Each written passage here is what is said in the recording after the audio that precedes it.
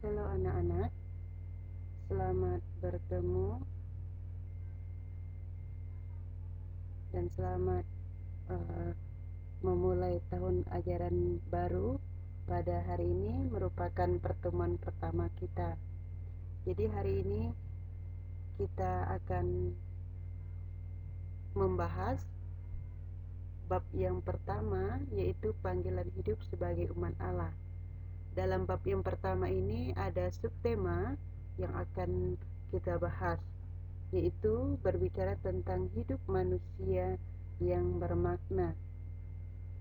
Mendengar kalimat ini, tentu seringkali kita bertanya dalam diri kita, apa sih tujuan hidup saya sebagai manusia? Dan apakah hidup saya itu benar-benar sungguh bermakna bagi sesama dan juga bagi orang lain? Nah, anak-anak,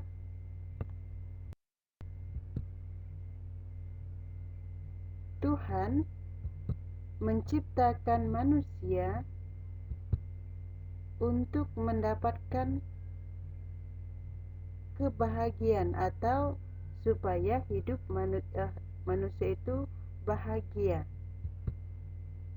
Nah, untuk mencapai sebuah kebahagiaan itu sendiri, maka Tuhan itu memberikan kepada manusia yaitu hati nurani, kehendak bebas, dan juga akal budi.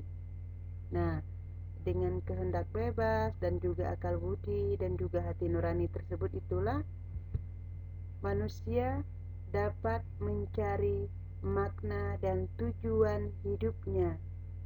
Dengan demikian, seringkali manusia itu bertanya, untuk apa saya hidup di dunia ini? Nah, apakah diri kalian sering bertanya seperti itu dalam diri kamu sendiri? Untuk apa sih saya hidup di dunia ini? Atau untuk apa sih saya ada di dunia ini? Mungkin ada beberapa dari antara kalian sering bertanya seperti itu. Nah, anak-anak, tujuan hidup manusia itu adalah kembali kepada Allah. Jadi itu tujuan hidup manusia, kembali kepada Allah itu sendiri. Nah, ketika kita menyadari bahwa tujuan hidup kita itu kembali kepada Allah, maka sumber segala apapun yang dapat kita lakukan untuk memaknai hidup kita itu sendiri adalah dari Tuhan Yesus itu sendiri. Jadi itu, sehingga tujuan itu dapat tercapai atau yang dapat kita lakukan dalam kehidupan kita. Anak-anak, kita dapat belajar dari kitab suci. Nah, kitab suci itu sendiri, baik itu dalam kitab suci Perjanjian Lama dan juga Perjanjian Baru, mengajarkan kepada umat manusia untuk saling mengasihi, saling mencintai antara satu dengan yang lainnya. Nah, ketika kita menyadari cinta kasih yang diajarkan di dalam kitab suci tersebut, maka hidup manusia itu mencapai sebuah kebahagiaan atau mendapatkan kebahagiaan itu sendiri, dan menyadari bahwa hidup itu sungguh-sungguh bermakna. Jadi dalam kitab suci itu, baik dalam kitab suci Perjanjian Lama dan juga dalam kitab suci Perjanjian Baru,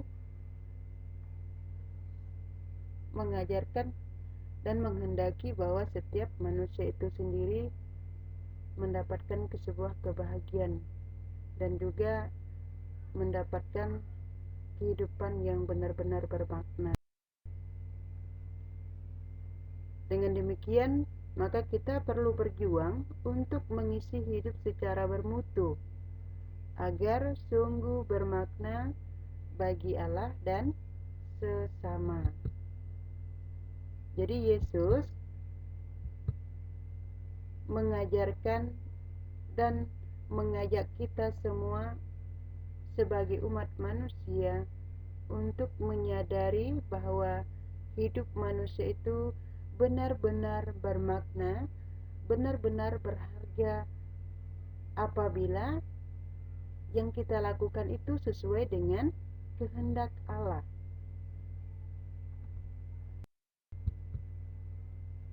Ketika ada pengalaman pahit dalam hidup,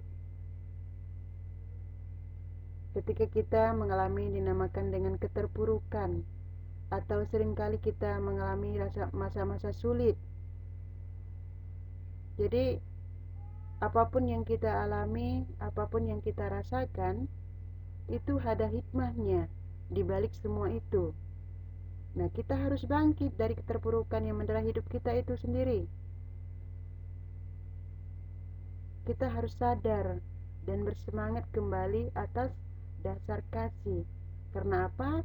Karena Allah memang menghendaki bahwa setiap umat manusia itu sendiri harus menyadari tentang kasih. Nah, kasih kehidupan yang membutuhkan campur tangan Tuhan.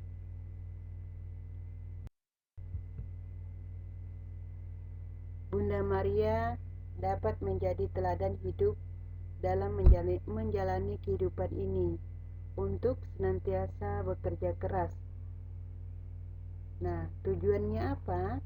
Tujuannya adalah untuk kebahagiaan kita sendiri, kebahagiaan keluarga, kebahagiaan sesama, dan menjadi saluran berkat bagi sesama kita.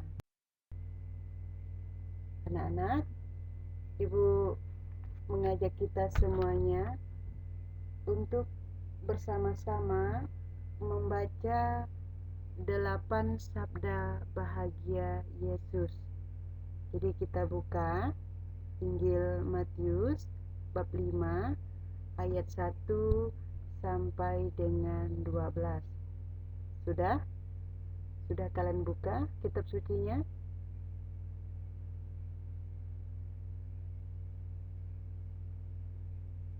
Kalau sudah, mari kita baca bersama-sama. Berbahagialah orang yang miskin di hadapan Allah, karena merekalah yang empunya kerajaan surga.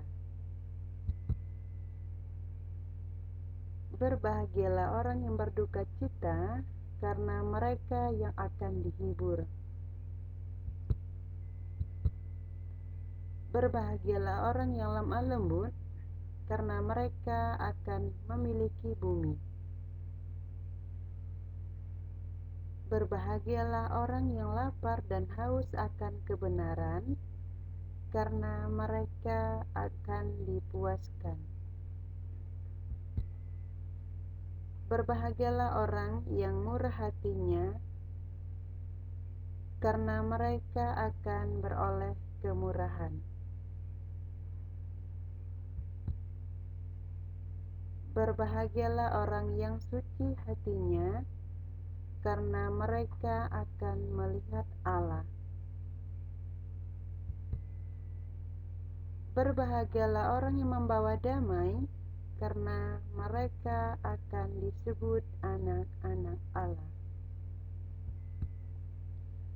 Berbahagialah orang yang dianiaya oleh sebab kebenaran, karena merekalah yang empunya kerajaan surga.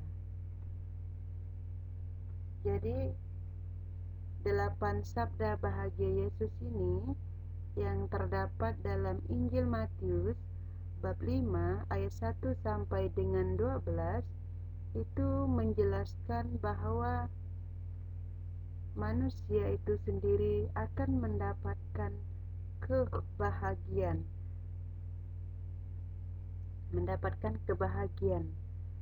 dan jelas bahwa hidup manusia itu sungguh-sungguh sangat bermakna, sangat-sangat berharga di hadapan Allah. Walau sekalipun manusia itu sendiri miskin, walau manusia sekalipun itu sering mengalami yang dinamakan dengan duka cita, manusia itu sendiri akan mendapatkan sebuah penghiburan. Walau sekalipun manusia itu sering mengalami lapar dan haus, tetapi akan dipuaskan. Nah, jelas ya di dalam Matius bab 5 ayat 1 sampai 12 ini. Jadi kita harus menyadari bahwa hidup kita itu sungguh-sungguh bermakna, sungguh-sungguh berharga.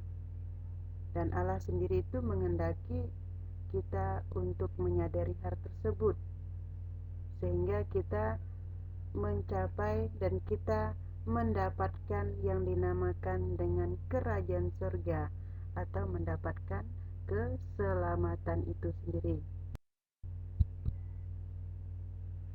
Nah, anak-anak,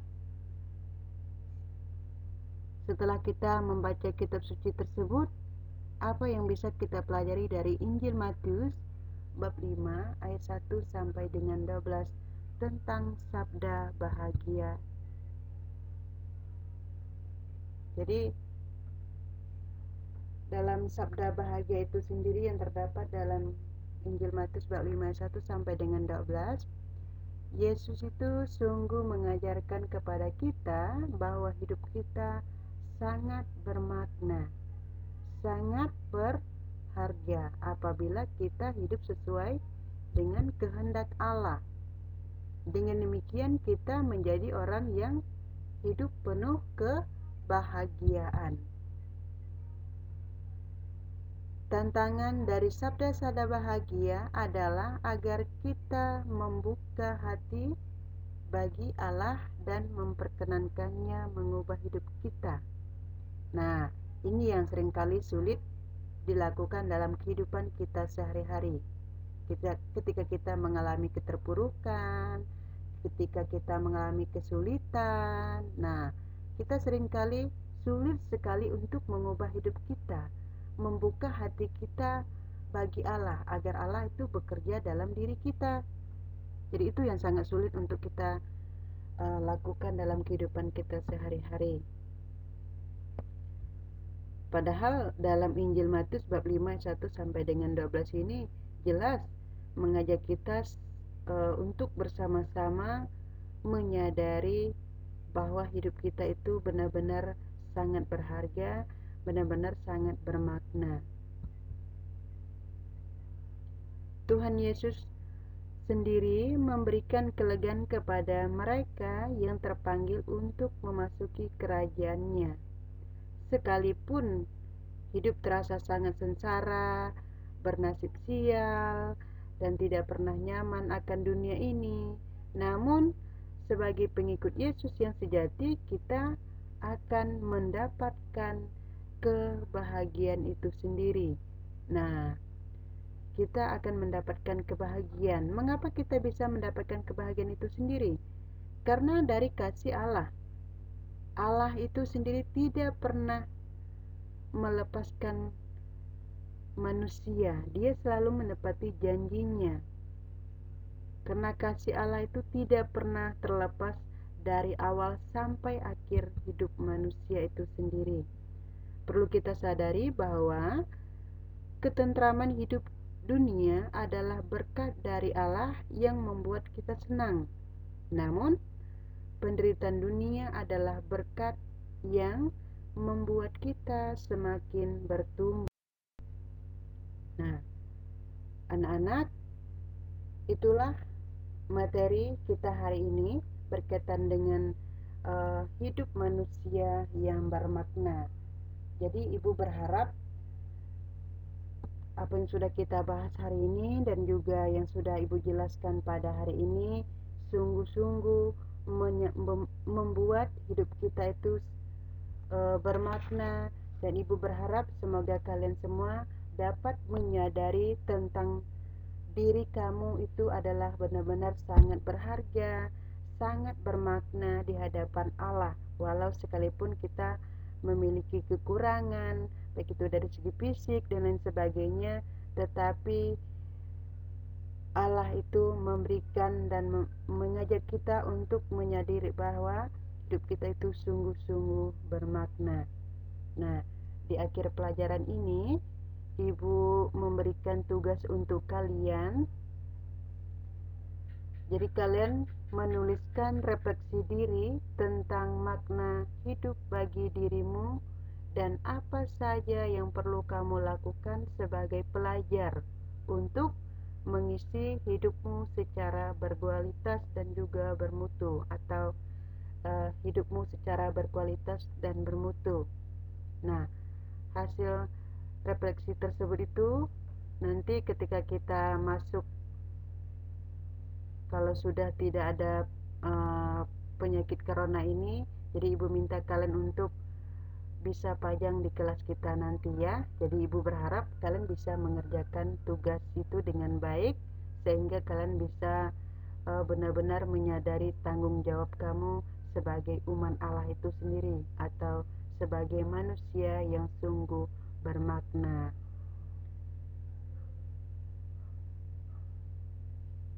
Kita akhiri pelajaran kita hari ini. Semoga Tuhan memberkati kita semuanya. Amin.